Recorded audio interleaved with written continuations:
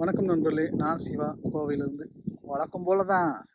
ஆனால் இது ரொம்ப ஆபத்தான ஒரு மிக மிக மோசமான நிர்வாகம் எந்த அளவுக்கு சீரழிஞ்சு போனதுன்றதுக்கு இந்த கட்டுமானம் ஒரு எடுத்துக்காட்டு.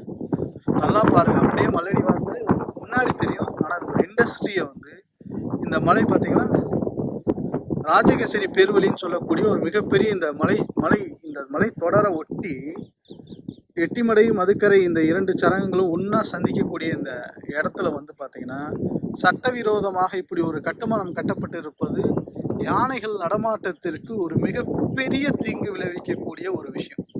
ஆனால் கட்டியிருக்காங்க, கட்ட விட்டுருக்காங்க, கரண்ட் கொண்டு கொடுத்துருக்காங்க. இது எப்படின்னு பார்த்துக்குங்க. இந்த மின்சார வாரியத்துக்கு யானை செத்தா என்ன, எது செத்தா என்ன, ஆளி ரொம்ப நேக்கா நல்லா பார்த்துங்க. கரண்ட்டு கொண்டு வந்திருக்காங்க.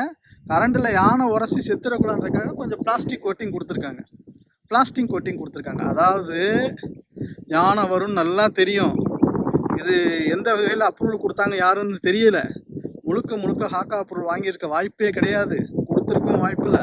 இப்படிப்பட்ட மிக மோசமான ஒரு இடத்தில் இந்த கட்டுமானத்தை அனுமதிச்சு யானை பிரச்சனை இன்னும் அதிகரிக்க இருந்த அதிகாரிகளுக்கு நம்ம முதல்ல பாராட்டு தெரிவிக்கணும். ஊருக்குள்ள எவனோ அடிச்சு சாகுறான், யானை எவனையோ அடிக்குது, எவன் தோட்டத்துக்குள்ளேயோ போகுது, எவனோ விவசாயி கத்துறாங்க. நமக்கு என்ன, நம்ம ஜாலியாக இருப்போம் காசை வாங்கிட்டு, அதான பொழப்பு. இதுதானே உண்மை. இவ்வளவு மோசமான ஒரு கட்டுமான விஷயங்களை எப்படி அலோவ் பண்ணாங்க அப்படின்னே தெரியல. நல்லா பாருங்க, இப்போ நம்ம கூட ஒரு விவசாயி தகவல் சொன்னார், எனக்கே அதிர்ச்சியாக இருக்கு. இவ்வளோ காட்டுக்குள்ளே இந்த மாதிரி லொக்கேஷனில் கட்டுவாங்க அப்படின்னு தெரியல. இப்போதான் பட்டிலிங்கம் விவசாயி இந்த விஷயத்தை வெளிக்கொண்டு வந்தது நமக்கு தகவல் சொல்லி கலெக்டர் ஆஃபீஸ்க்கு மனு போடுறாங்க. அதற்கப்புறம் தான் நமக்கே தெரியுது அந்த அளவுக்கு நிலவரம். பார்த்தீங்களா, லொக்கேஷன் பார்த்தீங்கன்னா மலை, அற்புதமான மலை.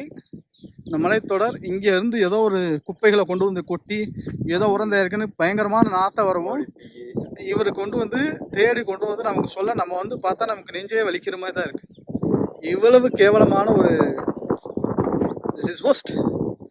அரசாங்கம் உண்மையில் யானைகள் மீது கவனம் கொள்ளுமானால் இந்த கட்டடத்தை இடிச்சு அப்புறப்படுத்தி இந்த நிலம் முழுக்க வனநிலமாக இருக்கணும் அப்படின்றத டிக்ளேர் பண்ணால் மட்டும்தான் உண்மையில் இந்த யானைகளை யானை பிரச்சனையை தீர்ப்பதை நம்ப முடியும். நன்றி நண்பர்களே. சிவா கோவையிலிருந்து.